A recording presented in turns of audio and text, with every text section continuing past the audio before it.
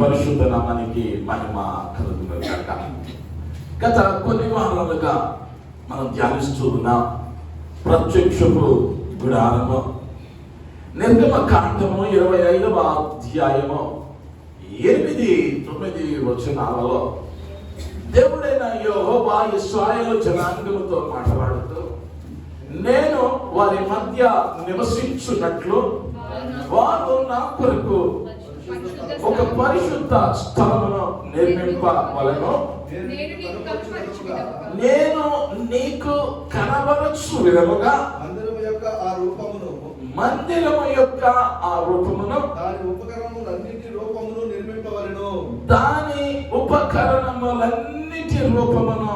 నిర్మింపవలెను. దేవుడు స్పష్టంగా మోషేతో మాట్లాడాడు.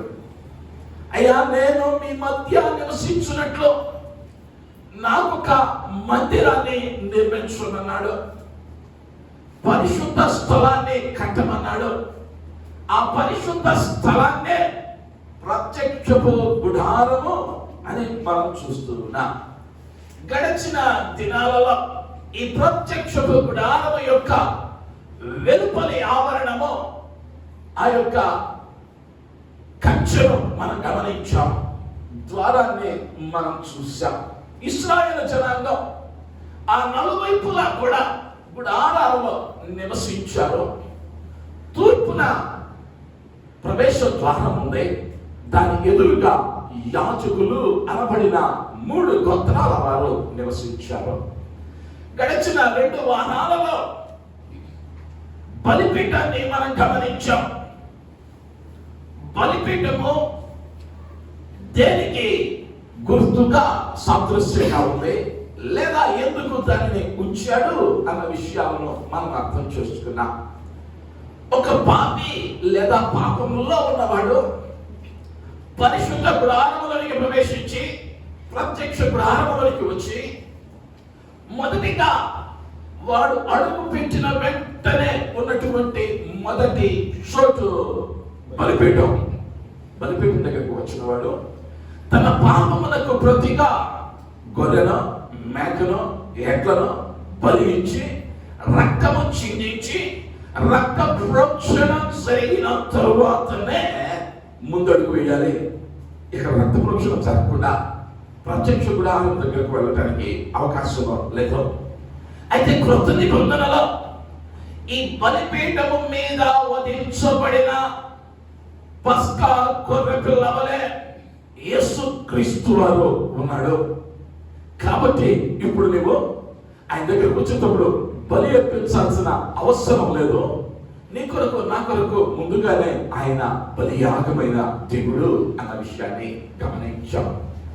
అంత మాత్రమే కాదు, గడిచిన వారం గమనించాం ఇత్తడి గంగాళము. ఈ ఇత్తడి గంగాళము నీటితో నింపబడింది. నీరు వాక్యానికి సాదృశ్యం. గంగాళము నుంచి, బలిపీఠం నుంచి గంగాళములకు ఎంతో ఎక్కువ దూరం లేకపోయినప్పటికీ బలి అర్పించిన వాడు పరిశుద్ధ పరచబడినప్పటికీ పరిశుద్ధ గుడారములోనికి ప్రత్యక్ష గుడారములోనికి ప్రవేశించే ముందు ప్రభువు చెప్పిన మాట, ఇక్కడికి వచ్చి కాళ్ళు చేతులు కడుక్కోవాలి. ఎందుకు కడుక్కోమన్నాడో గత వారం గమనించాం. మీరు సావక ఉన్నట్లు నువ్వు ఇక్కడ కడుక్కోపోతే చచ్చిపోతావు ఆయన, కాబట్టి కడుక్కోవాలి తప్పదు. అయితే క్రొత్త నిబంధనకు వచ్చేసరికి నీరు వాక్యాన్ని సూచిస్తుంది. ఈ నీరు అనేటువంటి వాక్యము ద్వారా అపోస్తలుడైన పౌలు అన్నమాట వాక్యము చేత ఉదక స్నానము చేయమన్నాడు. వాక్యముతో ఉదక స్నానము చేయమన్నాడు. స్నానం అన్నది ప్రతిదినము జరిగించే క్రియ, ప్రతిదినం జరిగించే క్రియ. ఎవడో కూడా వారానికి ఒకసారో నెలకోసారో చుట్టం చూపుగా స్నానానికి వెళ్ళడం. ప్రతిదినం నువ్వు ఆఫీస్కి వెళ్ళినా వెళ్ళకపోయినా, పనున్నా లేకపోయినా, ఆ సమయం వచ్చేసరికి అది ఉదయమో సాయంత్రమో తప్పక ఏం చేస్తావయ్యా అంటే స్నానం చేస్తాం. అదే రీతిగా నీ ఆత్మీయ జీవితం అది కలంకమైనదిగా, ముడత కలిగినదిగా, మచ్చ కలిగినదిగా ఉండకుండానట్లు వాక్యముతో ఉదక స్నానం చేయమన్నాడు. ఆ తర్వాత మనం గమనించాము, మోషేతో దేవుడు అన్నాడు, మందిరానికి వస్తూ ఉన్నటువంటి స్త్రీల అద్దములతో గంగలని చేయమన్నాడు. అద్దాలు ఆ దినాలు లేవో, ఇత్తడిని పొదులు పెట్టి అవి అద్దాలుగా వాడుకున్నారు అన్న చరిత్ర ఆధారాలను గమనించాం. అయితే అద్దము దేనికి సాదృశ్యంగా ఉన్నది అంటే మన వాస్తవ స్థితిని చూపిస్తుంది. నువ్వు అద్దం ముందుకు వెళ్తే నీ ముఖంలో లేనిది అద్దంలో కనిపించదు. అలాగే వాక్యం దగ్గరికి వస్తే నువ్వు ఎట్లున్నావో చూపించింది. ఆ విధంగా చూపించినది నాన్న నిన్ను నువ్వేం చేసుకోవాలి అంటే సరి చేసుకోవాలి, లేక శుభ్రపరుచుకోవాలి అన్న విషయాలను గత వారం మనం ధ్యానించాం. ముందుకు వెళితే ఇది పరిశుద్ధ గుడారము. దానిలో 2 భాగాలు ఉంటున్నాయి. ఈ ముందున్నటువంటి భాగం పరిశుద్ధ స్థలము లేదా హోలీ ప్లేస్ అని చెప్పాడు. దీని యొక్క కొలతలు మనం గమనించాం. 20 మూరల పొడవు, 10 మూరల ఎత్తు, 10 మూరల వెడల్పు కలిగినదిగా ఇది ఉంది. దానికి వెనుకున్నటువంటి అతి పరిశుద్ధ స్థలము హోలీ ఆఫ్ హోలీస్ కి మధ్యలో ఒక అడ్డు తెర ఉంచాడు. దీనిలో ఉన్న ఉపకరణాలని మనం రానున్న దినాలలో మనం ధ్యానించబోతూ ఉన్నాం. దానిలో ఏమున్నాయి అన్న విషయాలను గమనిస్తే, మొదటిగా దీప వృక్షము, 7 దీపాలతో ఆ వృక్షాన్ని చేయమన్నాడు. దాని వివరాలు లోతుగా మనం రాబోయే దినాలలో మనం ధ్యానిస్తాం. అంత మాత్రమే కాదు, సముఖపు రొట్టెల బల్ల, ఆ తదుపరి ధూప వేదికను మనం గమనిస్తాం. ఈ 3 ఉపకరణాలు పరిశుద్ధ స్థలములో ఉన్నాయి. ఆ తదుపరి అతి పరిశుద్ధ స్థలములో మందస్సు ఉంది. మందస్సు మీద కరుణా పీఠము ఉంచబడింది. ఆ స్థలమందు దేవుడు వారిని లేదా ప్రధాన యాజకుని దర్శించి మాట్లాడేటువంటి చోటుగా అది అతి పరిశుద్ధమైన స్థలముగా ఉన్నది. అయితే మనం ఈ దినం ఈ పరిశుద్ధ గుడారం దానిని కడుతూ ఉన్నప్పుడు ఎలా కట్టమన్నాడు అన్న విషయాలను మనం ధ్యానిద్దాం. నిర్గమకాండములోనికి వెళితే 26వ అధ్యాయం 15 నుంచి 29 వచనాలు, నిర్గమకాండం 30వ అధ్యాయం 36వ అధ్యాయం 20 నుంచి 34 వచనాలు రాసుకునేవారు రాసుకోండి. చదువుకోవడానికి సమయం సారదు కాబట్టి నేను ముందుకు వెళుతూ ఉన్నాను.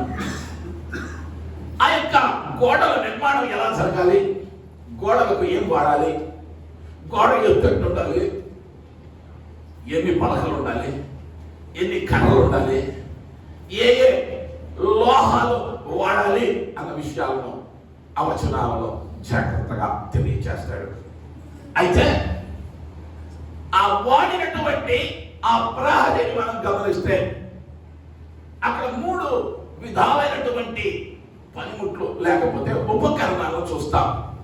మొదటిగా పలకలు. ఈ పలక 10 మూరల ఎత్తు కలిగినదిగా ఉండాలి. ప్రతి పలక సమానమైన ఎత్తు, సమానమైన వెడల్పును కలిగి ఉండాలి. అంత మాత్రమే కాదు, వాటికి అడ్డకర్రలు నియమించాడు. వాటిని భూమిలోనికి పాతకుండా వాటి కింద భాగంలో వెండి దిమ్మలను ఆయన ఉంచమన్నాడు. ప్రతి వెండి దిమ్మ మీద ఒక పలక నిలవపెట్టి ఆ పలకలను ఈ యొక్క అడ్డ కర్రల చేత అది బంధించబడింది. అయితే కొంచెం మనం లోపలికి వెళితే ఆ కర్రలను ఏం చేయమన్నాడయ్యా అంటే తుమ్మకర్రతో చేయమన్నాడు. ఆ కర్రలను, ఆ పలకలను తుమ్మకర్రతో చేయమన్నాడు. ఏషియా గ్రంథంలో మనం గమనించాం. 53వ అధ్యాయము 2వ వచనములో ఆ. ఎండిన భూమిలో మొలిచిన మొక్క వలెను ఆ. అతడు ఆయన ఎదుట పెరిగెను. అతడు ఆయన ఎదుట పెరిగెను. అతనికి స్వరూపమైనను సొగసైనను లేదు. మనం అతన్ని చూచి అపేక్షించున్నట్లుగా అతని యందు స్వరూపము లేదు. ఎవరి గురించి మాట్లాడాడయ్యా అంటే యేసుక్రీస్తుని గురించి మాట్లాడాడు. యేసుక్రీస్తును గత వారాలలో మనం గమనించాం. తుమ్మకర్రతో పోల్చాం. ఈ తుమ్మకర్ర తృణీకరించబడింది. ఎవరు కూడా పెరట్లో పెంచుకోరు. ఒకవేళ పొరపాటునది గురించిన నరికి వేస్తారు. ఎందుకయ్యా అంటే అది విలువలేనిదిగా ఎంచబడింది. ఆ తుమ్మకర్రను దేవుడే చేయమన్నాడు అంటే ఆ ఎడారిలో పుష్కలంగా దొరికేటువంటిదిగా ఉన్నటువంటి ఆ ఉష్ణ దేశంలో ఆ తుమ్మకర్రతో వాటిని చేయమన్నాడు. తర్వాత అన్నాడు దానికి బంగారమును రేకులను పొలగమన్నాడు. మన మొదటి పేతురు పత్రికలో 1వ అధ్యాయం 7వ వచనంలో విశ్వాసాన్ని బంగారంతో పోల్చి మీకు ఘనతయు మీకు మెప్పును మహిమయు ఘనతయు కలుగుటకు కారణమగును. యేసుక్రీస్తు ప్రత్యక్షమైనప్పుడు మీకు ఘనత మహిమ ఇవి కలిగినట్లుగా ఇది కారణమైంది మీ విశ్వాసం అన్న విషయాన్ని చెప్పాడు. అయితే పాత నిబంధనలో భక్తులు అనబడినటువంటి అనేక మంది జీవితాలలో ప్రాముఖ్యంగా యోబు గారు మాట్లాడుతూ నేను ఇప్పుడు శోధించబడుతూ ఉన్నాను, తదుపరి నేను సువర్ణంగా మార్చబడతాను అంటే శ్రమలో నుండి బయటకు వచ్చినటువంటి విశ్వాసి లేదా క్రీస్తు. ఈ బంగారం దేనికి సూచన అంటే రాచరికానికి సూచన. రాజులకు రాజు అయినటువంటి క్రీస్తు ఘనత వహించిన ప్రభువు ఆయన నివసించే చోటు కాబట్టి అది ఘనమైనదిగా ఉండాలని గరుడైన దేవుడు ఆశపడ్డాడు. మంచిది. అయితే ఈ యొక్క ప్రత్యక్ష గుడాల పలకలో మరియు ఆ అడ్డకరలో అమెరికా సార్వత్రిక సంఘ విశ్వాసుల సముదాయము మరియు వారి మధ్య జరుగుతున్న పరిచర్యలను సూచిస్తూ ఉంది. ఆనాడు ప్రత్యక్ష గుడారముగా ఉంది, ఈనాడు సంఘంగా ఉంది. ఈ రెండింటి మధ్య పోలిక ఒకటే. దేవుడు ముందుగానే ఎరిగి ఉన్నవాడు. ఆయన భూత భవిష్యత్ వర్తమాన కాలాలను ఎరిగిన దేవుడు. ఆ విషయాన్ని కీర్తనాకారుడు అన్నాడు, నేను తల్లి గర్భంలో రూపింపబడక మునిపే నా దినములన్నీయో లెక్కించిన వాడు, నేను పిండముగా రూపింపబడక మునిపే నీవు నన్ను సూచితివి అంటే ఆయనకు ముందుగానే తెలుసు. కాబట్టి సంఘానికి ప్రత్యక్ష జ్ఞానానికి జతకడుతూ ప్రతి విషయాన్ని అక్కడ జోడించాడు. అదే విషయాన్ని మనం గంగాళంలో చూసాం, అదే విషయాన్ని బలిపీఠంలో మనం గమనించాం. ఇప్పుడు ఇక్కడికి వచ్చేసరికి ఇవి రెండు ఒకదానికొకటి సరి అయినదిగా ఉన్నది.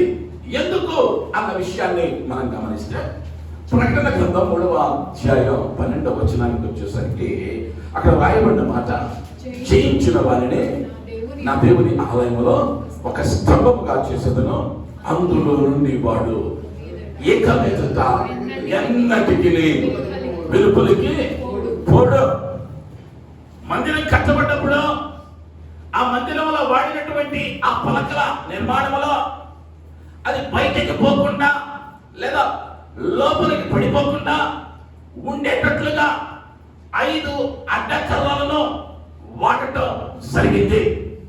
ఈ అడ్డకర్రలో అది అటుపడక ఇటుపడక నిలచి ఉండేటట్లు చేసింది. అయితే దేవుడు అన్నాడు, పద్మాసు ద్వీపములో యోహాను భక్తుడికి ప్రత్యక్షమై జయించిన వానిని నా దేవుని ఆలయములో ఒక స్తంభముగా చేస్తాను. సంఘములోని స్తంభాలు ఎవరయ్యా అంటే విశ్వాసి. విశ్వాసి అనబడిన వాడు ఎప్పుడయ్యా సంఘములో స్తంభంగా మార్చబడతాడు అంటే జయించిన వారిగా మారినప్పుడు. ఏం జయించాలయ్యా అంటే లోకమును, లోక ఆశలను, లోకములో ఉన్న కార్యాలను జయిస్తేనే నువ్వేమవుతావయ్యా అంటే మందిరములో స్తంభముగా ఉంటావు. ఈ లోకాశలు జయించక నీవు ఉన్నట్లయితే స్తంభముగా మార్చబడవు. కొత్త నిబంధనలో క్రీస్తు అన్నమాట నీ దేహము దేవుని ఆలయం. నీ దేహము దేవుని ఆలయం. ఆ ఆలయములో దేవుడు నివసించాలి అని అంటే నీవెవరేమై ఉండాలి అంటే జయించిన వారిగా ఉండాలి.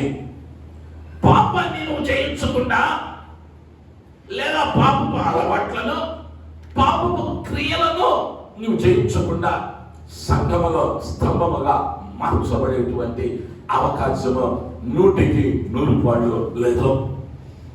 ఆ ముందుకు వెళ్తే ఆ పలకలను మనం గమనిస్తే ఏ 2 పలకలు కూడా వాటి మధ్య ఖాళీ అన్నది లేదు.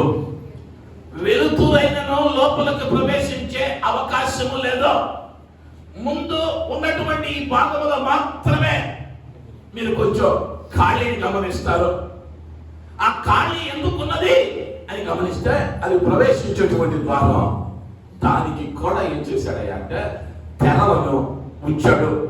అంటే దానిలో నుండి కూడా వెలుతురు లోపలికి ప్రవేశించదు. తెరల గురించి మనం ఇప్పుడు ధ్యానించడం లేదు కాబట్టి ఆ తెరలో లేనటువంటి చిత్రాన్ని మీకు చూపిస్తూ ఉన్నా. తెరలో వేయబడితే అది కూడా మూసుకుపోయింది.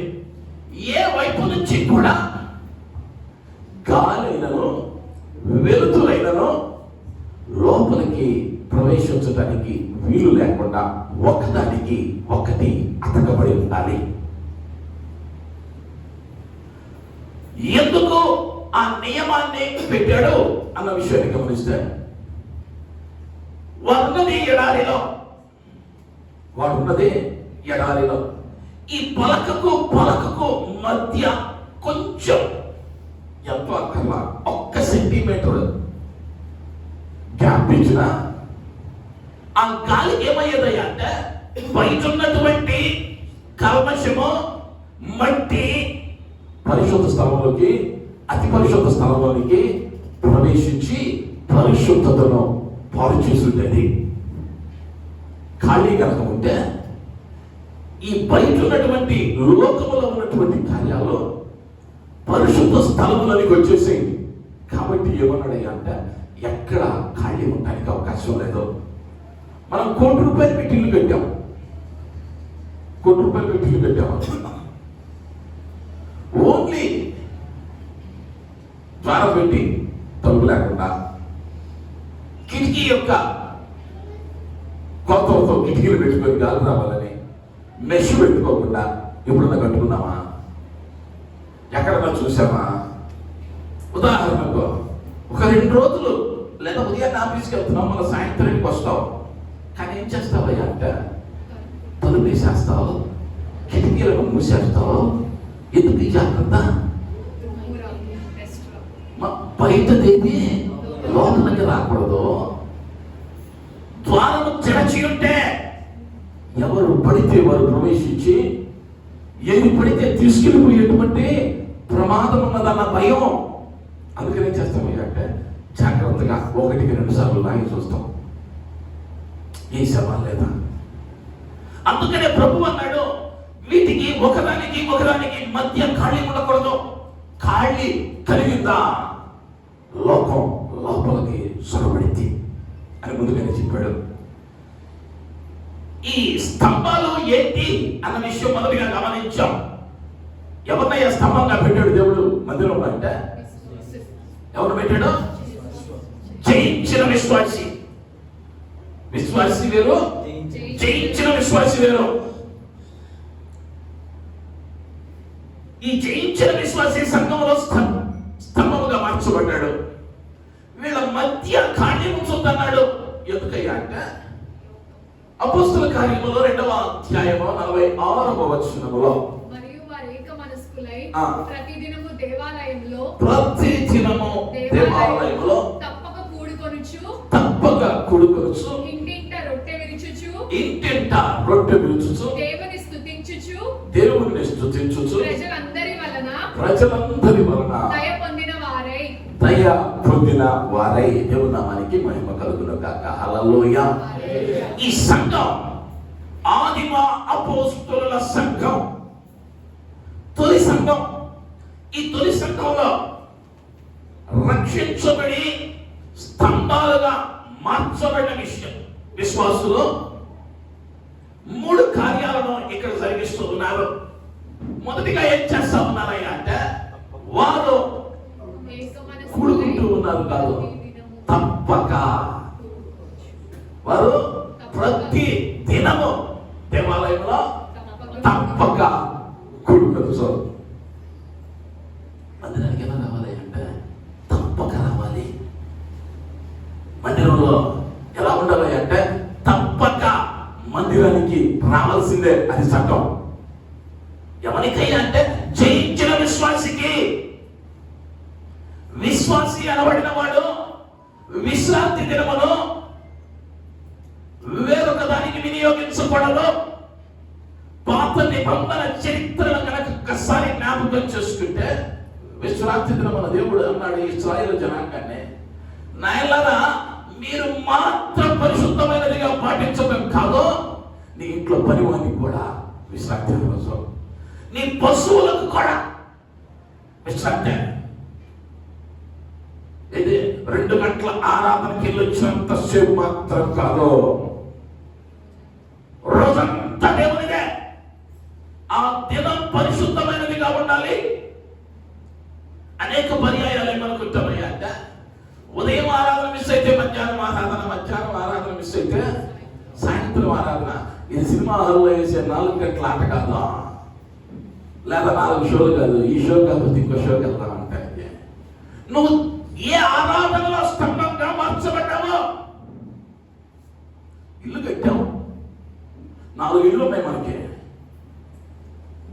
ఈ వారం ఈ తలుపు వచ్చి ఈ తలుపు తీసి నెక్స్ట్ వారం ఇంకో ఇంటికి పెడతామా? పెడితే ఏమైతే దాని నాణ్యత తగ్గిపోయితే, దాన్ని ఉపయోగించే విధానం మారిపోయింది. స్థిరమైనదిగా ఉంటది ఆ ఇంటికి, ఆ పిల్లలో, ఆ తలుపు, ఆ కిటికీనో. ఇది కూలిపోతే కానీ పోదు. అనేక పర్యాయాలు ఏమనుకుంటామయ్యా అంటే, విశ్రాంతి దినం, దేవుణ్ణి ఆరాధించే దినం, అక్కడ దాకా బాగుంటాం. ఏదో ఒక పని వచ్చింది, ఏదో ఒక ఇబ్బంది వచ్చింది, ఎంత ఏడన్నా చెల్లు గడిపింగానే, ఇది మందిరం తెలియగానే, అయ్యా ఈ దినం ఆరాధనకు రాలేకపోయాను, నన్ను క్షమించు. ఒక సిలువ వేసి ఒక ముందు పెట్టేసుకుంటే ఆయన సూచించాడు, చెప్తున్నాడు, మర్చిపోవద్దు. ఇది కాదు జీవమే. త్యాగంతో రావాలి ఆయన దగ్గరికి. అలాంటి విశ్వాసులకి యేసు దగ్గరికి వెళ్తే బహుభయంకరమైన శ్రమ ఉందని తెలుసు, ప్రాణాలు పోతున్నాయి. క్రీస్తు పేరకు కూడుకుంటే చంపేస్తున్నారు. స్టెఫెనును చంపటం మనం గమనించాం, అపోస్తలులను హింసించటం మనం గమనించాం. ఆయనను ఇది చేశారయ్యా అంటే తప్పక కూడుకొనుచు. తూర్పుగోదావరి జిల్లాలో వ్యవస్థలు MBA చేసింది, కలెక్టర్ అవ్వాలన్నది వాళ్ళ తల్లిదండ్రుల ఆశ. బాగా చదివింది, చక్కని ఇంటెలిజెంట్, చాలా గొప్ప జ్ఞానం. అయితే MBA అయిపోగానే తల్లిదండ్రులు కలెక్టర్గా ఎంట్రన్స్ రాయటానికి అప్లికేషన్ పెట్టారు. ఇప్పుడు చాలా గొప్ప విశ్వాసి. పరీక్ష డేట్ అనౌన్స్ అయింది, నోటిఫికేషన్ వచ్చింది, పెట్టింది, ఎగ్జామ్ డేట్ వచ్చింది. మీ పిల్లల అదృష్టం కొద్దీ అది ఆదివారం వచ్చింది. మీ అందరికీ తెలుసు, ఏ కాంపిటేటివ్ ఎగ్జామ్ అయినా, రైల్వే అయినా, బ్యాంక్ అయినా, ఎంసెట్ అయినా, ఇప్పుడు వస్తుంది కొత్తది నీట్ అయినా, ఏదైనా ఆదివారమే పెడుతున్నాడు. ఈ అమ్మాయి అంతే, మా ఆదివారం వచ్చింది, అది ఆరాధన సమయం, నేను వెళ్ళనమ్మా అంటే తల్లిదండ్రులు తిట్టారు. వదిలేదన్నా, దేవుడు ఏమన్నా కలెక్టర్ అవ్వద్దన్నాడా? ఒకవేళ నువ్వు కలెక్టర్ అవ్వడం దేవుడు చిత్తమైతే ఆ పరీక్ష మారుతాడు కదా అని అన్నారు. ఈ మాట అమ్మాయి చూడ చాలా ఇంపుగా అనిపించింది. అమ్మాయి ఒక్కసారి వదిలేయండి, నేను ప్రార్థన చేస్తాను, దేవుడు మారుస్తాడేమో అనుకుంది. ప్రార్థన చేస్తుంది, నోటిఫికేషన్లు పడుతున్నాయి, ఎగ్జామ్ డేట్ అనౌన్స్ అవుతుంది. పరీక్షలో మాత్రం మార్పు రావట్ల, డేట్ అన్నీ ఆధారాలే. 3 సంవత్సరాలు గడిచిపోయింది. స్నేహితులు బంధువులు అయిన వారు ఇష్టం వచ్చినట్టు మాట్లాడుతున్నారు. కొన్నిసార్లు మన కష్టంలో ఉన్నప్పుడు మనం బాగానే ఉంటాం, ఇసుంటుంటారా వీళ్ళ మాటలతో సంతచ్చిపోతాం. మా అమ్మాయి పరిస్థితి అదే. 10 ఊళ్ళు వస్తున్నారు, ఒక రాయిని వెళ్తున్నారు, 10 ఊళ్ళు వస్తున్నారు, ఒక మాట వెళ్ళిపోతున్నారు, కుంగిపోయింది. ప్రార్థన చేస్తుంది అయినా. ఈలోపు ఆ ఊరికి ఒక విదేశీ బృందం వచ్చింది అమెరికా నుంచి. గొప్ప దైవజనుడు అమెరికాలో, ఆయనకు గొప్ప సంఘం ఉంది. ఓ మీటింగ్ పెట్టారు, పబ్లిక్ మీటింగ్. 3 రోజుల కూడిక, మొదటి రోజు కూడిక సమయం అయింది. మీటింగ్ ప్రారంభించారు, తొలి ప్రార్థన అయిపోయింది, పాటలు పడుతూ ఉన్నారు. ఈలోపు ఆందోళనకరమైన విషయం ఒకటి వచ్చింది దైవజనుడికి. ఈ అమ్మాయి ఏ సంఘంలో అయితే ఉందో ఆ సంఘము వారి ఆ కూడికలు నిర్వహిస్తూ ఉన్నారు. ఏదైనా ఆందోళనకరమైన సంఘటన అంటే, ఆ మీటింగ్లలో ఆ ఇంగ్లీష్ నుంచి తెలుగు తర్జుమా చేసేటువంటి దైవజనుడు వస్తూ ఉన్న మార్గంలో యాక్సిడెంట్ అయింది, రాలేనటువంటి పరిస్థితి. ఆ రోజుల్లో తర్జుమాదారులు చాలా తక్కువగా ఉండేవారు. కాబట్టి ఇప్పుడు మాస్టర్ గారికి ఊపిరాట్లా, అయ్యో గొప్ప సేవకులు వచ్చారు, ఇప్పుడు తర్జుమా కావాలి, ఎవరున్నారు మన మందిరంలో చదివిన వాళ్ళు అని ఒక్కసారి చూస్తే వెంటనే ఈ ఎంబీఏ చదివిన అమ్మాయి గుర్తొచ్చింది. వెంటనే పిలిచాడు, అమ్మాయి ఖచ్చితంగా లేదో నువ్వు మాత్రమే, ఇంక నీకన్నా ఇంగ్లీష్ తెచ్చున్నాడు మన మందిరంలో లేదు, నువ్వు నిలబడు, దేవుడు వాడుకుంటాడు అని అన్నాడు. అమ్మాయి నిలబడింది. దేవుడు నా అమ్మాయి మంతకరంగా 3 రోజులు అద్భుతంగా తర్జుమా చేసింది. కుడికలు అయిపోయినాయి. కానీ ఇంట్లో వాళ్ళ మాటలు మాత్రం ఆగల, చుట్టూ ఉన్న వారి మాటలు మాత్రం ఆగల. ఈ విదేశీయులు వెళ్ళిపోయారో ఓ 10 దినాలకు మాస్టర్ గారికి ఫోన్ వచ్చింది.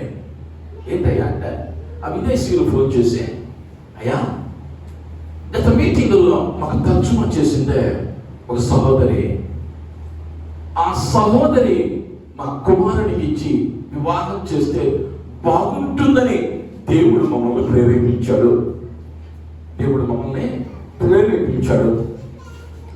వారి యొక్క ఉద్దేశాన్ని కనుక్కొని మాకు చెప్పండి అని అన్నారు. ఈ విషయాన్ని ఆ సహోదరి యొక్క తల్లిదండ్రులు చెప్పారు పాస్టర్ గారు. వారు ప్రార్థించారు, సుముఖంగా అనిపించింది, వివాహము అయిపోయింది. ఏండ్లు గడిచిపోయినాయి, ఒక 20 ఏండ్లు అయింది. 20 ఏండ్ల తర్వాత భారతదేశానికి వచ్చింది. వచ్చినప్పుడు ఈమె కథ అంతా తెలిసిన ఒక ఆయన రిపోర్టర్ వచ్చి అడిగాడు, అమ్మా నువ్వు అనేక సంవత్సరాలు కలెక్టర్ అవ్వాలని చాలా ప్రయాసపడ్డావే, అవ్వలేకపోయావు కదా, బాధ ఏమీ లేదా అన్నాడట.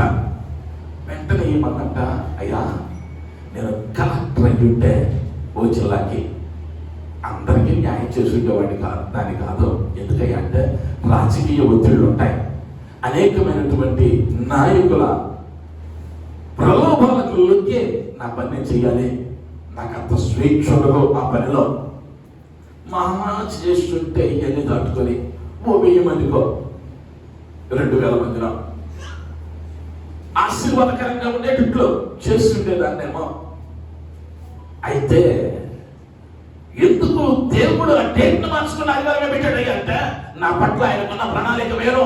ఈరోజు 1,00,000 మంది ఉన్న సంఘానికి ఆత్మీయ తల్లిగా నన్ను నిలవబెట్టాడు. 1,00,000 మందికి ఆశీర్వాదకరంగా ఉన్నాను. దేవునికి మహిమ కలుగును గాక. హల్లెలూయా, హల్లెలూయా. ఆయనకు నువ్వు సమయం ఇస్తే అన్నాడు ఆత్మపుత్రుడు, తప్పక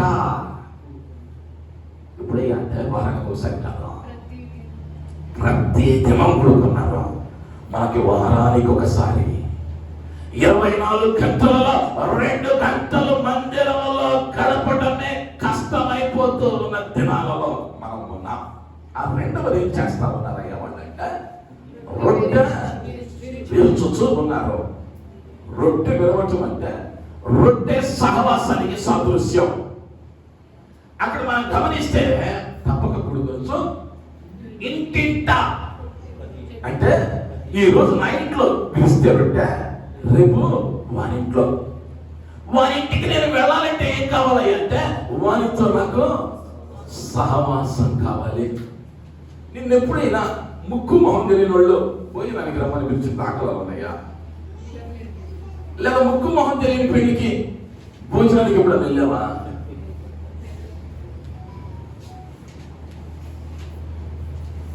వెళ్ళామా? ఎలా పిలిస్తేనే వెళ్తాం. అంటే ఆనాడు సంఘంలో ఉన్నటువంటి విశ్వాసులు ఒకరితో ఒకరికి ఏమున్నది అంటే సహవాసం ఉన్నది. చివరిగా వారు ఏం చేస్తారు అంటే దేవుడిని స్తుతించారు. అంత మాత్రమే కాదు, వారు విని ఏక మనస్సుతో దేవునికి ఇట్లు బిగ్గరగా మొరపెట్టుని. తప్పక మందిరానికి వస్తున్నావు, సాహసం కలిగి ఉన్నావు, స్తుతిస్తున్నావు, అంతటితో అయిపోదా. వినే మనిగా ఉండాలి. వింటే మాత్రం సరిపోలేదు, విని ఈయన మాటలు విని దీని ప్రకారం జరిగించు. ప్రతివాడు వినోదాన్ని జరిగించాలి. ఆ తర్వాత మాట అద్భుతంగా ఉంటుంది. బిగ్గరగా మొరపెట్టిరి. ఆ బొమ్మలో కనుక జూమ్ చేయడానికి అవకాశం లేదు. మీరు చూస్తే ఏ నోరు కూడా మూతపడట్లేదు, ఇది ఏ ఇచ్చిన బొమ్మ. స్తుతిస్తుంటే ఎట్లుంటారో అని అడిగితే ఏ చెప్పింది. ఎప్పుడు కూడా నోరు మూసుకొని ఉండడం, ఎప్పుడు దేవుణ్ణి స్తుతించేటప్పుడు మిషన్ చెప్పింది. ఆర్టిఫిషియల్ ఇంటెలిజెన్స్ అంటే దేవుణ్ణి స్తుతిస్తా ఉంటే ఎట్లుంటారయ్యా అంటే నోళ్ళు తెరిచే ఉంటారు. మరి మనం మందిరంలో స్తంభాలం మిషన్కున్న జ్ఞానం కూడా కొనిపోయామనుకుంటున్నా. వింటున్నాం, విన్న దాని ప్రకారం జీవించాలి. అక్కడ ఏం చేస్తున్నారు అంటే బిగ్గరగా, అంటే తమ స్వరం ఎంతవరకు అయితే ఉందో అంతగా వారు ఆయన ఆరాధించారు. ఇది అంతిమ అపోస్తుల సంఘంలో ఉన్నటువంటి అలవాటు. ఇప్పుడు మనం ముఖ్యమైన దానిలోకి వెళ్తా ఉన్నాం. క్రీస్తు సంఘములో ఉన్న విశ్వాసులు ఏకభావము, ఏక మనస్సు, ఆత్మయందు ఐక్యత కలిగి ఉండాలి. ఎందుకన్నాడే ఈ మాటలంటే ఈ నిలువు పలకలన్నీ కూడా ఒకే ఎత్తు కలిగి ఉన్నాయి, సమానంగా ఉన్నాయి, ఒకదానితో ఒకటి అతుకబడి ఉన్నాయి, అవి తమ స్థానాన్ని కోల్పోకుండా 5 అడ్డకలలు ఉన్నాయి, వాటిని బంధిస్తూ ఉన్నాయి. అవి అటు ఇటు జరగకుండా వాటిని బంధిస్తూ ఉన్నాయి. కింద ఇత్తడి దిబ్బలు ఉంచబడ్డాయి. అయితే ఫిలిప్పీయులకు రాసిన పత్రిక 2వ అధ్యాయము 3వ వచనానికి వచ్చేసరికి కక్ష చేతనైనను వృధాతిశయము చేతనైనను ఏమీ చేయక వినయమైన మనస్సు గలవారై ఒకరినొకడు తనకంటే యోగ్యుడని ఎంచుకోవాలి. ఇప్పుడు ముందు చిత్రంలో మనం ఏం గమనించామయ్యా అంటే ఏది కూడా ఒకదానికంటే ఎత్తైన స్తంభం ఒకటి లేదు, అన్నీ సమానంగా ఉన్నాయి. మరి కొత్త నిబంధనలో క్రీస్తు అన్నాడు సంఘములో ఉన్నటువంటి ప్రతి విశ్వాసి కూడా సమమే. దీనిలో ఒకడు పెద్ద, ఒకటి సీనియర్, ఒకటి జూనియర్, ఒకటి భక్తి ఉన్నాడు, ఒకటి భక్తి లేనివాడు. ఈ వ్యత్యాసం వద్దు. ఏముండకూడదయ్యా విశ్వాసుల మధ్య అంటే కక్ష ఉండకూడదు, అనవసరముగా అతిశయించకూడదు, కక్షలు ఉండకూడదు, అనవసరంగా అతిశయించకూడదు. నేను సేవ ప్రారంభించిన 9 దినాలలో శ్రీకాకుళం ప్రాంతం నుంచి బేల్దారి పని చూసుకునే వాళ్ళు ఎక్కువ ఉండేవాళ్ళు. నాకు ఒక 50 మంది విశ్వాసులు ఉంటే 45 మంది ఈ బేల్దారి పని చేసుకునే వాళ్ళే ఉండేవాళ్ళు. ఒక వారం ఒక అమ్మ వచ్చింది నా దగ్గరికి. అయ్యా ఆయన ఉన్నాడే, ఆయనకి మాకు పడదు, ఆయన మందిరానికి మా ఫ్యామిలీ అంతా వీళ్ళు 6 వస్తారు, ఆయన ఒక్కడే వస్తాడు. ఆ ఒక్కడే కావాలా, మేము 6 కావాలా, చేయించుకో. మందిరానికి వస్తున్నా, మందిరంలోనే ఉంటున్నా, కానీ ఏంటయ్యా అంటే కక్షలు. ఆడ పక్కనండి నేనండి కూర్చోనండి, ఆడకి మాకు మాటలు లేవు అండి. ఈ ఉంటే నువ్వు మందిరంలో ఉన్నావు ఒకటే, మార్కెట్లో ఉన్నావు ఒకటే. ఏమన్నాడు అంటే కక్ష చేతనైనను. రెండవ అన్నాడు వృద్ధాతిశయము, వృద్ధాగా అతిశయపడమాకు. మా మందిరంలోనండి నేనండి భలే పాటలు పాడతానండి. తమ్ముడు వచ్చాడు 9 దినాల్లో. నేను చెబుతున్నా 9 దినాలే, వాళ్ళు ఎవరు ఇప్పుడు లేరు. ఎవరై ఉంటారు, ఎవరై ఉంటారు, చేతులు మాత్రం దొరుకుకోమాకండి, ఎవరో లేరేడా. తమ్ముడు వచ్చాడు, అన్న నేను మా మందిరం విడిచిపెట్టి ఈ మందిరానికి వస్తుంటే మా పాస్టర్ గారు అన్న బోర్న ఏడ్చేసింది అన్న అన్నాడు.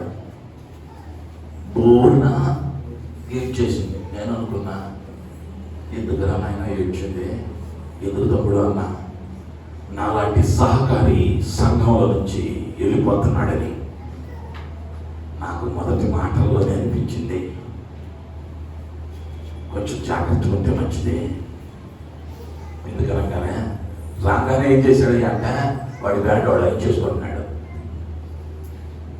నేనండి మా సంఘంలో అంటే టాప్ అండి, నేను వెళ్ళిపోతుంటానంటే మా పాస్టర్ అండి తెగ ఏడ్ చేసేది. పాస్టర్ గారు కూడా కాదు, పాస్టర్ గారు ఏడ్చింది. మొదటి వారం వచ్చాడు, రెండో వారం, మొదటి వారం ఏం గమనించలా, రెండో వారం ప్రార్థన చేద్దాంరా అంటే సంఘం అంతా కళ్ళు మూసింది, వీడు మాత్రం మొత్తం చూస్తున్నాడు. ఎవరెవరు వచ్చారు, ఏడాది కూర్చున్నారు. ఆచరణలో ఉండదు కానీ మాటల్లో ఎలా ఉంటామయ్యా కొన్ని పర్యాయాలంటే అతిశయిస్తూ ఉంటాం. క్రీస్తు చెప్పిన మాదిరి మనలో కనిపించదు. పెద్దోళ్ళు అన్నారు మాటలు మాత్రం కోటలో దాటది, కానీ పని మాత్రం శూన్యం. అనేక పర్యాయాలు ఆత్మీయ జీవితంలో ఎట్టున్నాడు ఉండదయ్యా అన్నాడయ్యా అంటే కక్ష పడకూడదు, వృద్ధాతిశయం ఉండకూడదు, వినయ మనస్సు గలవారై ఒకరినొకడు తనకంటే యోగ్యుడిని ఎంచుకోవాలి. అంటే నీ ప్రక్కనున్నవాడు నీకంటే గొప్పవాడు అని భావించాలి. వాడు కూలి పనికి వెళ్ళేవాడే అయినా, నువ్వు కలెక్టర్ అయినా, మీరిద్దరు మందిరంలోకి వచ్చేసరికి ఏమయ్యారయ్యా అంటే ఒకటే, మీరిద్దరు సమానమే, మీ ఇద్దరి ఎత్తు ఒకటే, మీ ఇద్దరి వెడల్పు ఒకటే. దేవుడు నిర్ణయించిన స్తంభం యొక్క ఎత్తు వెడల్పు ఒకటే. దీనిని కొంచెం పెద్దగా పెట్టలా, దీన్ని చిన్నగా పెట్టలా. విశ్వాసిగా స్తంభంగా మందిరంలోకి వచ్చినాక నీకు బాహ్య లోకములో నువ్వు గరుడవై ఉండొచ్చు, మందిరములో అందరము సమానమే.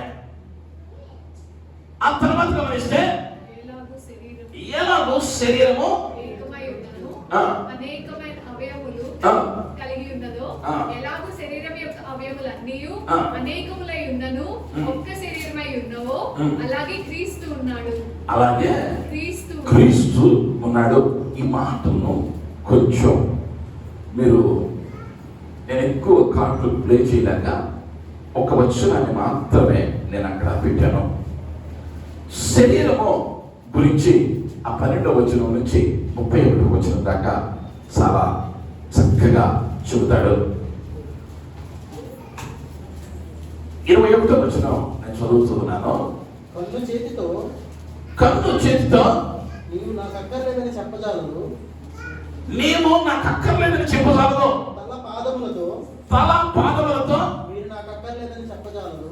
మీరు నాకు అక్కర్లేదని చెప్పజాలదు. అంతేకాదు శరీరం యొక్క అవయవంలో ఏవి మరి బలహీనముగా కనబడునో అవి మరి అవశ్యములే. కన్నే చెప్పకూడదయ్యా అంటే చేతితో నువ్వు నాకు అక్కర్లేదు, తల పాదముతో నువ్వు నాకు అక్కర్లేదని చెప్పకూడదు. అంటే ఒక విశ్వాసి మరి ఒక విశ్వాసితో అలకలు ఆర్భాటాలు ఉండకూడదు. నేను ఆయనతో మాట్లాడండి, ఆమెతో మాట్లాడండి, మాకు అక్కర్లేదండి, ఇది అక్కర్కూడదు, ఉండకూడదు. ఎందుకంటే సంఘము క్రీస్తు యొక్క శరీరం. ఆ సంఘానికి శిరస్సు క్రీస్తు. క్రీస్తు యొక్క అవయవములుగా ఉన్న మనం నీకు అవసరం ఉన్నా లేకపోయినా చెయ్యి పాదానికి సహకరించాలి, పాదము శిరస్సుకు సహకరించాలి, చెయ్యి కాళ్ళొద్దని. ఎలాగల ఒక పిల్లవాడు చేతికి కట్టేసుకొని కూర్చొని ఆయన చేతికి దెబ్బ తగిలింది. ఇప్పుడు హాస్పిటల్కి వెళ్ళేటప్పుడు ఈ మైండ్ ఉండే అది నీ చేతికి కదా దెబ్బ తగిలిందే, కాళ్ళు నేను రాను నువ్వు వెళ్ళను అన్నాడు అనుకో. అలా ఆయన ఏం చేయాలి అంటే అంతవరకు కూడా మీకు తీసుకెళ్ళాలి, ఇక మళ్ళీ తీర్చడానికి కుదరదు. ఇప్పుడు ఈ శరీరం ఏదైనా చెయ్యిరిగిందే, శరీరం అంతా వేదనే, శరీరం అంతా అనారోగ్యమే. సంఘములో స్తంభముగా నీవు నిలవబడ్డ తర్వాత నీవు తలకే కానీ చేతికే కానీ కాలుకే కానీ అల్పమైనది అయినను దానికి సహకరించకపోతే శరీరమంతయు అది బలహీనపరచబడే ప్రమాదము ఉన్నది. అందుకని ఏం చేశారయ్యా క్రీస్తు అంటే ప్రతి పలక ఒకదానికొకటి జత చేయబడినదిగా ఉన్నది. అంత మాత్రమే కాదు, సంఘములో ఉన్న విశ్వాసే ఆస్తిపరమైన, కులపరమైన, ప్రాంతపరమైన విచక్షణ చూపక సమానత కలిగి ప్రేమను ఐక్యతను కనబరచాలి. సంఘం మనకి ఏం రాకూడదు అంటే కుల ప్రస్తావన రాకూడదు, ఆస్తి ప్రస్తావన సంఘంలో ఉండకూడదు, ప్రాంత ప్రస్తావన సంఘంలో ఉండకూడదు. ఈయనండి మా ఊరు రండి, మా స్టేటస్కి సరిపోతాడండి, అది విశ్వాసము కాదు. విశ్వాసి అనబడిన వాడు ఎందుకు ఆ మాటలు చెప్పాడు అని మనం గమనిస్తే 2 కొరింథీ పత్రిక 10వ అధ్యాయం 12వ వచనంలో తమ్మును తామే మెచ్చుకుని కొందరితో జతపరచుకున్నకైనను వారితో సరిచూచుకున్నకైనను మేము తెగింప చాలము. వారు తమలోనే ఒకరిని బట్టి ఒకరు ఎన్నిక చేసుకుని ఒకరితో ఒకరు సరిచూచుకొనుచున్నందున గ్రహింపు లేక. ఎంతమందికి అర్థమైంది? అర్థమైన వాడు ఒక్కసారి హల్లెలూయా. మరొకసారి చదవండి తిరిగి. తమ్మును తామే మెచ్చుకోరు కొందరితో జతపరచుకున్నటకైనను వారితో సంచరించుటకైనను సరిచూచుకున్నటకైనను మేము తెగింపజాలము. కానీ వారు తమలోనే ఒకరిని బట్టి ఒకరు ఎన్నిక చేసుకుని ఒకరితో ఒకరు సరిచూచుకొనుచున్నందున గ్రహింపు లేక ఉన్నారు. వీళ్ళు ఎంచుకుంటారు సంఘంలో, వీళ్ళైతే మనకు సహవాసానికి సరిపోతారు. మనం ఏంటి ఒక లోకల్ అంటారు, మా గ్యాంగ్, మా బ్యాచ్, ఈ బడిలో మందిరంలో వీళ్ళెవరై అంటే తమను తామే మెచ్చుకుంటారు. అలా చేయటానికి మేము తెగించుమయ్యా. అలా చేస్తున్న వారు ఏం చేస్తారయ్యా అంటే ఒకరిని బట్టి ఒకరు ఏమి చూసుకొని ఒకరితో నొకరు సరి చూసుకుంటారు. వీళ్ళు గుంపుగా తయారవుతారు. ఈ సిస్టర్ కన్నా నేను 10 నిమిషాలు ఎక్కువ ప్రార్థన చేస్తున్నా, ఆ సిస్టర్ కన్నా 2 అధ్యాయాలు ఎక్కువ చదువుతున్నా. పరీక్ష టైంలో అయితే ఆ సిస్టర్ కన్నా 1 మార్కు నాకు ఎక్కువే వచ్చింది, ఆ సిస్టర్ కన్నా నేను పర్లా. ఏం చెప్తున్నామయ్య అంటే తోటి విశ్వాసంతో సరిపోల్చుకుంటా ఉన్నాం. ఇది ప్రమాదం. కొలిది సంఘం అన్నమాట. మేము వారితో సరిచూసుకోవడానికి తెగింపజాలము, అంటే సాహసం చెయ్యం. ఆ సాహసం మేము చెయ్యం. ఎప్పుడూ కూడా విశ్వాసి మరి యొక్క విశ్వాసంతో పోల్చుకుని తన భక్తి అనే జీవితాన్ని కట్టుకోకూడదు. విశ్వాసి మరి యొక్క విశ్వాసం చూసి తన ఆత్మీయ స్థితి కట్టుకునేటువంటి క్రమంలో వారిని అవలంబించకూడదు. ఎందుకయ్యా అంటే విశ్వాసులు అన్ని విషయములను యేసుక్రీస్తును మాదిరి కలిగి ఆయనతోనే తమను తాము పోల్చుకోవాలను. నీ తోటి విశ్వాసంతో కాదు పోల్చుకోవాల్సిందే. నీకు మాదిరి ఎవరయ్యా అంటే క్రీస్తు. ఈ పక్కింట్లో ఉన్న విశ్వాసి గొప్పడే అయి ఉండొచ్చు, దర్శనాలు చూడొచ్చు, ప్రవచనాలు చెప్పొచ్చు, అద్భుతాలు చేయొచ్చు, కానీ వాడు కాదు నీ మాదిరి. క్రీస్తే మనకు మాదిరి. అలా కాక ఒకరితో ఒకరు పోల్చుకుని వారు గ్రహింపు లేక ఉన్నారని దేవుని వాక్యము సెలవిస్తూ ఉంది. దేవుని వాక్యం స్పష్టంగా చెబుతూ ఉంది. ఒకరితో ఒకరు పోల్చుకున్నామా మనలో ఏం లేదయ్యా అంటే గ్రహింపు లేదు. ప్రత్యక్ష గుడారం యొక్క వెలుపల 5 అడ్డకర్రలు ఉండబడ్డాయి. ఆ అడ్డకర్రల నిర్మాణాన్ని మనం గమనిస్తే పై భాగంలో 2 ఉన్నాయి, క్రింద భాగంలో 2 ఉన్నాయి, మధ్యలో ఒకటి ఉంది. పైన 2 కిందున్న 2 కూడా బంగారపు రింగులతో ఆ పొలకకు జత చేయబడ్డాయి. 5 అడ్డకర్రలను వాడమని దేవుడు మోషేతో చెప్పాడు. ఇక్కడ మనం చూస్తున్నటువంటి దానిలో కూడా 5 అడ్డకర్రలు ఉన్నాయి. పైన 2, కింద 2, మధ్యలో 1. ఈ అడ్డకర్రలో కొత్త నిబంధనలోకి వచ్చేసరికి ఏమైంది అంటే ఎఫెసీయులకు రాసిన పత్రిక 4వ అధ్యాయం 11వ వచనంలో పరిశుద్ధులు సంపూర్ణులగునట్లు క్రీస్తు శరీరము క్షేమాభివృద్ధి చెందుటకును పరిచర్య ధర్మము జరుగుటకును ఆయన కొందరిని అపోస్తలులు గాను కొందరిని ప్రవక్తలు గాను కొందరిని స్వార్థికులు గాను కొందరిని కాపరులు గాను ఉపదేశకులను గాను నియమించెను. దేవుని నామానికి మహిమ కలుగును గాక. హల్లెలూయా. నేను 5 మాత్రం ఎల్లో కలర్ లో పెట్టాను. అపోస్తలులు, ప్రవక్తలు, సువార్తికులు, కాపరులు, ఉపదేశకులు. ఈ 5 ఏంటంటే సంఘములో జరిగే పరిచర్యలు. 5 అడ్డకర్రలు దేనికి సదృశ్యమయ్యా అంటే సంఘ పరిచర్యలకు సదృశ్యం. ఆ వాడబడిన పదజాలాన్ని కొంచెం జాగ్రత్తగా గమనించాలి. అనేక పర్యాయాలు అనుకుంటాం. పరిచర్య ధర్మమును జరిగించుటకు ఆయన కొందరిని అపోస్తలులుగా, కొందరిని ప్రవక్తలుగా, కొందరిని స్వార్థికులుగా, కొందరిని కాపరులుగా, ఉపదేశకులుగా నియమించను. అపోస్తలుడు ప్రవక్తగా ఉండటానికి అవసరం లేకపోతే అపోస్తలుడు కాపరిగా ఉండటం దేవుని చిత్తం కాకపోతే, అపోస్తలుడు బోధకునిగా ఉండటం దేవుని చిత్తం కాకపోతే, అక్కడ ఏం రాసి ఉండాలి అంటే మరికొందరు. ఆ ముందు ఏం రావాలి అంటే మరి అన్న పదం రావాలి. మరి అన్న పదం వచ్చిందనుకో ముందున్నటువంటి వారు ఈ గుంపులోనికి రారు. అపోస్తలులుగా చేయబడ్డ వారు ప్రవక్తలలోనికి రారు.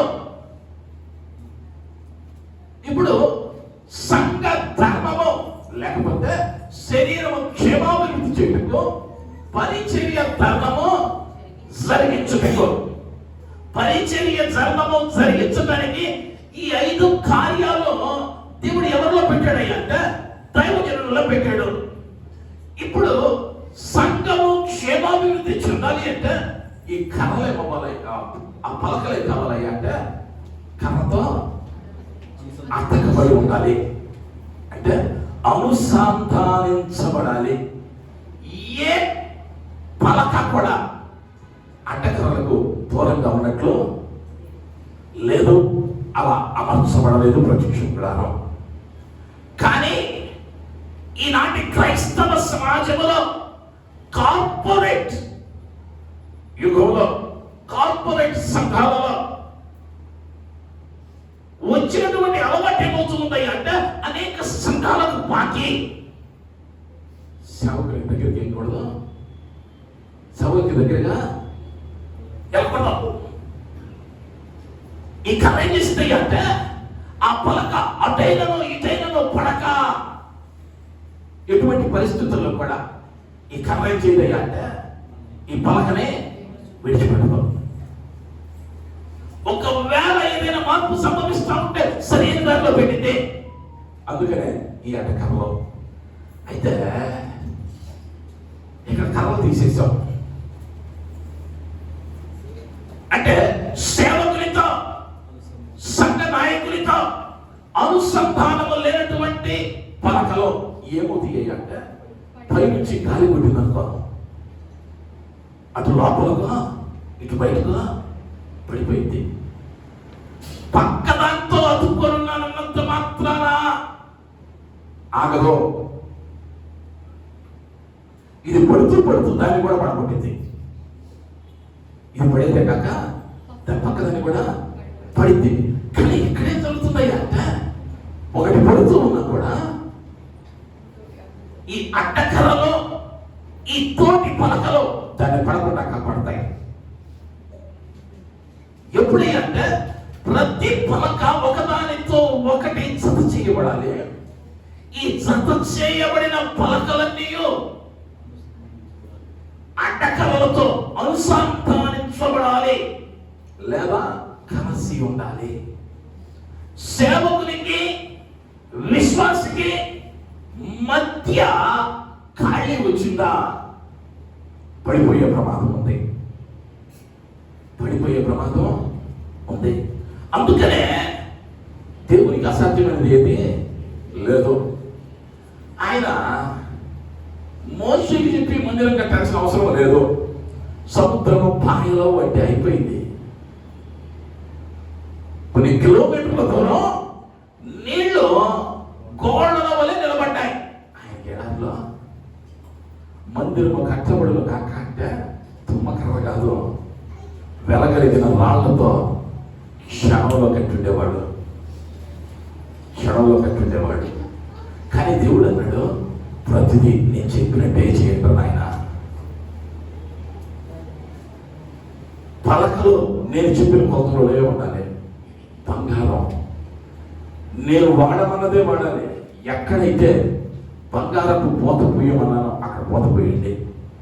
ఎక్కడ రేకులు తొడగమన్నానో అక్కడే రేకులు తొడగండి. ఆ రేకుల మీద ఎక్కడ చిత్రకారుని యొక్క కళ ఉండాలో అక్కడే వాడండి. ఎక్కడైతే అడ్డకర్రలు ఉండాలో అక్కడ ఉండాలి. ఇవన్నీ క్రీస్తు సంఘానికి సాదృశ్యం. అపోస్తలుడైన పౌలు చక్కని మాట అంటాడు. ముందుకు వెళ్తే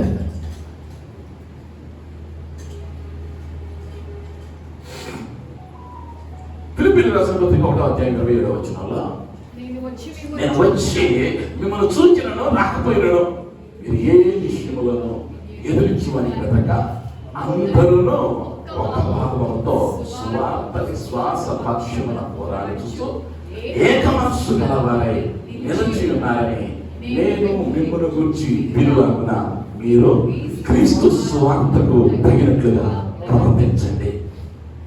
కొన్ని సంఘానికి బోల్గా చెప్పాడు, ఆయనరా నేను వచ్చి చూస్తానని. ఒకవేళ నేను రాకపోయినా మీరు మాత్రం ఎట్లుంటే క్రీస్తు సువార్తకు తగినట్లుగా ప్రవర్తించండి. పాస్టర్ గారు చూస్తున్నాడని, పాస్టర్ గారు ఇక్కడ లేడని, అదే కొన్ని సంఘానికి చెబుతున్నాడు, నేను వచ్చినా రాకపోయినా, నేను చూసినా చూడకపోయినా నీ ప్రవర్తన ఎలా ఉండాలి అంటే క్రీస్తు సువార్తకు తగినట్లుగా ఉండాలి. ఈ మధ్య ఒక సంఘటన విన్నా. హైదరాబాద్ పట్టణంలో స్కూల్లో టీచర్లుగా పనిచేస్తా ఉన్నారు ఇద్దరు టీచర్లు. ప్రిన్సిపల్ గారి వచ్చి మా జీతాన్ని ఇవ్వాలి, ఈ చెక్ తీసుకెళ్లి బ్యాంకులో డ్రా చేసుకొని రమ్మన్నారు. వీళ్ళిద్దరు వెళ్ళారు, 20 లక్షల రూపాయలు బ్యాంకులో డ్రా చేసుకున్నారు. బ్యాంక్ తీసుకున్నారు. బయటకు వచ్చేసరికి ఒక యవనస్తులు ఆటో ఉంది, ఆటో ఆపారు, ఆటో ఎక్కారు. మనందరికీ తెలుసు, తెలుగులో ఒక సామెత ఉంది, 2 కొప్పులు చేరుతారంట ప్రపంచ చరిత్ర అంతా అక్కడే ఉంటుంది. అంటే ఇద్దరు ఆడవాళ్ళు కనుక ఒక చోట చేరితే వీళ్ళు మాట్లాడిపోయి ముచ్చట్లంటూ ఏముండవు. అంతే అయింది ఆ టీచర్ల పరిస్థితి. ఆటో ఎక్కారో ఏ సీరియల్లో ప్రారంభించారో తెలియదు, కానీ వాళ్ళిద్దరి మధ్య అడ్డుకుందని ఈ 20 లక్షల బ్యాంకు తీసుకెళ్ళి ఆ వెనకాల ఒకటి దాని మీద పెట్టారు. వీళ్ళిద్దరు మంచిగా చర్చలు, సమావేశాలు, అంతర్జాతీయ రాయబారాలు అన్ని చుట్టేస్తా వచ్చారు. అంతలో స్కూల్ వచ్చేసింది. ఈ సమావేశాల మధ్యలో ఏమైందయ్యా అంటే వెళ్ళిన పని మర్చిపోయారు. బ్యాంక్కి వెళ్ళి డబ్బులు తెస్తున్నాం, 20 లక్షల రూపాయల సంగతి మర్చిపోయారు. అమ్మగారు ఆటో దిగేశారు.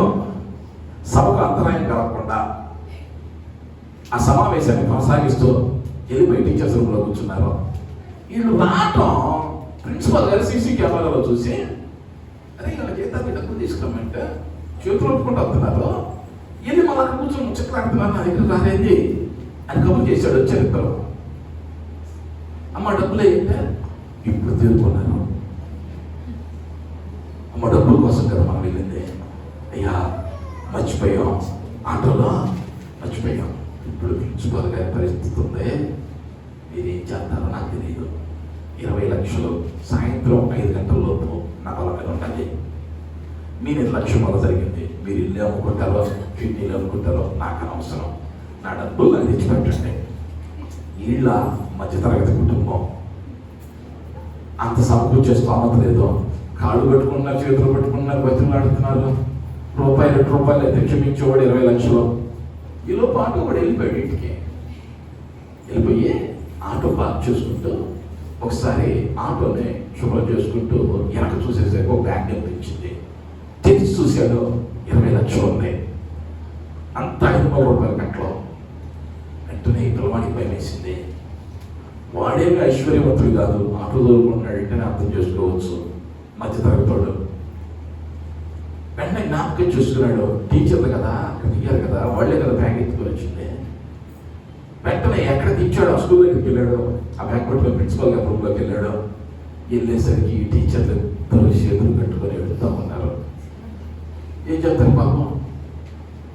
ఈయనండి, అయ్యా వీళ్ళిద్దరూ నా ఆటోలో ఈ బ్యాగ్ మర్చిపోయారు, ఈ బ్యాగ్ మర్చిపోయారు. వెంటనే ఆ ప్రిన్సిపల్ ఓపెన్ చేసి చూశాడు, లెక్క చూసుకున్నారు, 20 లక్షల రూపాయలు కూడా తగ్గల. ఈ ప్రిన్సిపల్కి మైండ్ పోయింది. ఇప్పుడు వెంటనే అడిగాడు, అయ్యా నీ పేరేంటి, నీ పేరేంటి చెప్పాడు. చెప్తే ఆయన అన్నాడు, ఆయన 20 లక్షలు నువ్వు చూస్తే పేదోళ్ళకున్నా ఉపయోగపడతాయి కదా, దాచిపెట్టుకోవచ్చు. అంటే అయ్యా నేను ఆరాధించే దేవుడు నాకు అట్లా నేర్పలా, నేను ఆరాధించే దేవుడు నాకట్ట నేర్పలా. నా దేవుడు ఏం చెప్పాడయ్యా అంటే నీ పొరుగు వాడిదే నీవు ఆశించొద్దన్నాడు. 20 లక్షలు కాదు, 20 కోట్లైనా నాకు వద్దు అని పెట్టాడు. వెంటనే ప్రిన్సిపల్ ఏం చేయదంట పెట్టే, ఆయన నువ్వు పూజించే దేవుణ్ణి నేను చూడాల, నువ్వే ఎంత పరిశుద్ధంగా జీవిస్తున్నావంటే నీ దేవుడు అంతకన్నా గొప్పవాడు. దేవుడు నమ్మని మహిమపరిచాడు. దేవునికి మహిమ కలుగును గాక. హల్లెలూయా. అపోస్తలుడు పౌలు అన్నాడు, నేను వచ్చినా రాకపోయినా మీరు ఎట్లుండాలి అంటే సువార్తకు తగినట్లుగా ప్రవర్తించండి. నేను విశ్వాసిని, సంఘంలో స్తంభంగా నాటబడ్డాను, ఒకదానితో ఒకటి జతపరచబడ్డాం, అంటకర్రలతో అమర్చబడ్డాం. అయితే సువాసనగా సువార్తకు తగినటువంటి జీవితం ఉందా? జయించిన వారిని సంఘములో స్తంభముగా ఉంచుతానన్నాడు. ఆ స్తంభాల నడుమే సజీవుడైన దేవుడు నివసిస్తూ ఉన్నాడు. పాత నిబంధన కాలంలో, కొత్త నిబంధన కాలంలో నీవే ఆయన ఆలయం. నీ బాహ్య దేహం అపవిత్రపరచబడి శరీరాశలతో, నేత్రాశలతో అది నింపబడిన సమయంలో ఆ అపరిశుద్ధమైన స్థలంలో పరిశుద్ధుడైన దేవుడు నివసించున్నాడు. సంఘము అనబడినటువంటి ప్రత్యక్ష గుడారములో విశ్వాసి వెలుగైనను లోపలికి రాక అంతగా అతకబడి ఉండాలి. ఈ అతకబడకపోతే ఏమైతాయంటే విశ్వాసులు సంఘంలోనికి లేనిపోని కల్మషం తాగుచిపడేటువంటి అవకాశం ఉంది. సంఘములోని విశ్వాసులు జతపరచబడి ఏక శరీరముగా మార్చబడకపోయినను శిరస్సు అంగీకరించదు. శిరస్సు క్రీస్తే. ఈ క్రీస్తనబడిన శరీరం ఆయన మహిమ కలిగిన కార్యాలను చూడాలి అంటే ప్రతి అవయవము సరైనదిగా ఉండాలి.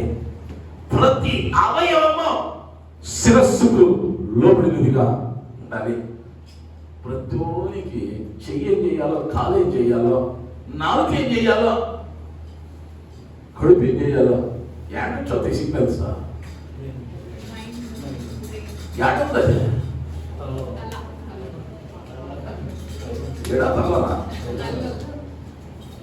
తల్లనే ఉంది.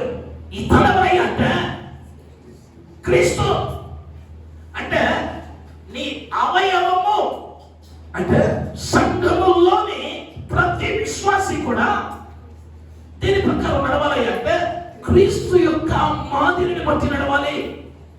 మాదిరిని బట్టి నడవక మోకాలు చెప్పిందని నడిచే వరకు, చేయి చెప్పిందని వెళ్ళే వరకు, కళ్ళు బాగా అందంగా కనిపిస్తున్నాయని వెళ్ళామనుకో, ఊరెట్టుందో చూసుకుందామని వెళ్ళామనుకో,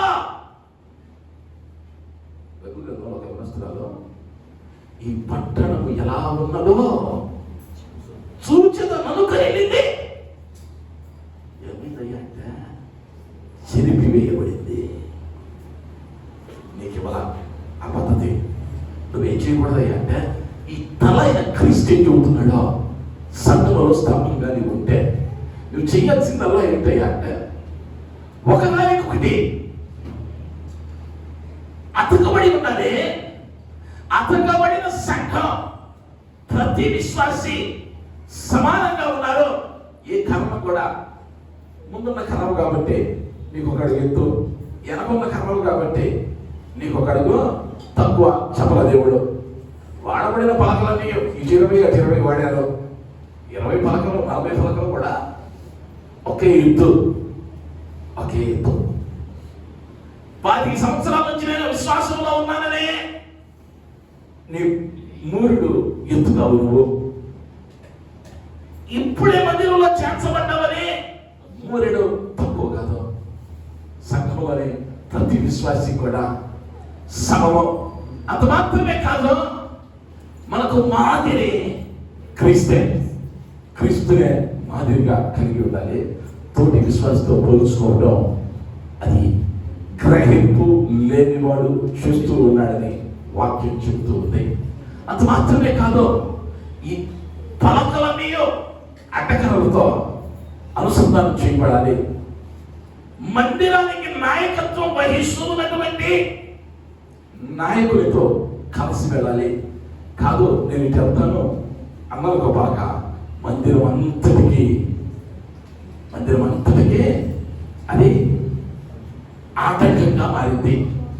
ఒకవేళ ఆ పలకలు లేకపోతే ఆ పలకలకి అడ్డకర్రలు నియంత్రించేవిగా లేకపోతే పలక ఎప్పుడైనా పడిపోవచ్చు. విశ్వాసికి కాపరి యొక్క నియంత్రణ కొదువైతే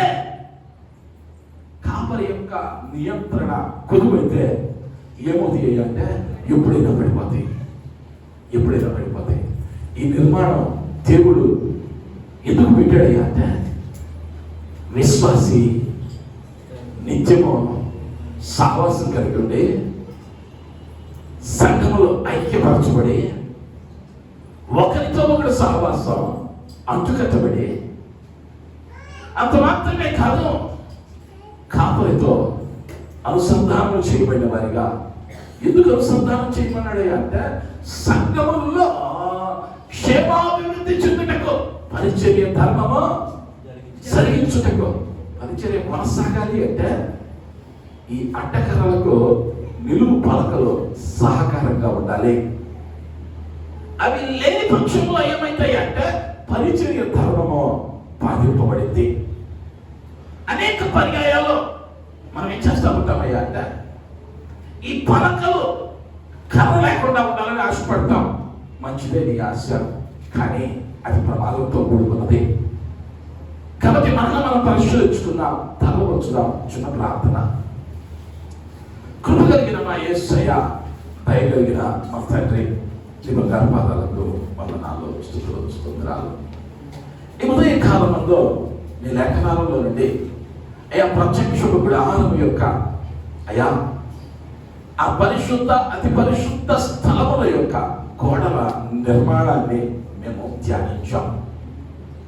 దాని ద్వారా అనేకమైన విషయాలను మాకు మీరు నేర్పించారు. అందులో బట్టి మీకు కోటాను కోట్ల స్తుతులు. మేమును ఈ లోకమును జయించిన వారముగా మందిరములో స్తంభము వలె, సంఘములోని స్తంభము వలె నాటబడినట్లు కృప చూపించండి. నాటబడిన మేము తోటి స్తంభములతో సహవాసము కలిగి అయ్యా ఐక్యత కలిగి అయ్యా అడ్డకరలుగా చెప్పబడినటువంటి పరిచర్యలతో అయ్యా అనుసంధానించబడిన వారుగా, దేనిని బట్టి అతిశయింపక నీ ఎదుట నిష్కలంకమైన సంఘంగా ఒక అవయవములకు మరి యొక్క అవయవము అయ్యా సహకరిస్తూ సహాయం చేసుకుంటూ మీరు అక్కడి వరకు ఎత్తబడే సంఘంగా మమ్మల్ని నిలవపెట్టమని, నీవు మాత్రమే మహిమ పొందమని యేసు నామములో అడుగుతున్నాను తండ్రి. ఆమేన్. ఆమేన్.